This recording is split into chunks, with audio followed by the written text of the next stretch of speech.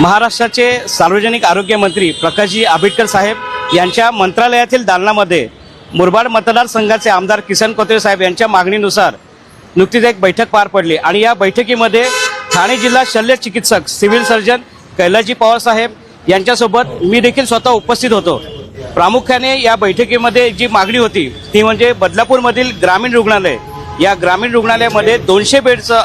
त्याला परवानगी मिळण्यासाठी हा प्रस्ताव त्या ठिकाणी ठेवला होता आणि या प्रस्तावाला तातडीने मंजुरी देऊन परंतु त्या लगत एक 5 एकरची जागा ती ताब्यात घेण्यात यावी यासाठी संबंधित विभागाला तसे प्रशासनाला तसे आदेश देण्यात आलेले आहेत। या व्यतिरिक्त बदलापूरमध्ये शिरगाव येथे 200 बेडचा खास करून महिलांसाठी एक हॉस्पिटल प्रस्तावित आहे, परंतु हा प्रस्ताव केंद्र सरकारकडे पाठवण्यात आलेला आहे। तो NHMच्या अंतर्गत असल्यामुळे हा प्रस्ताव केंद्र सरकारकडे पाठवून तिकडनं मंजुरी आल्यानंतर त्यासाठी लागेल तेवढा निधी हा तातडीने त्या हॉस्पिटलसाठी देण्यात येईल असे आश्वासन देखील माननीय मंत्री महोदयांनी या ठिकाणी या बैठकीमध्ये दिलेले आहेत।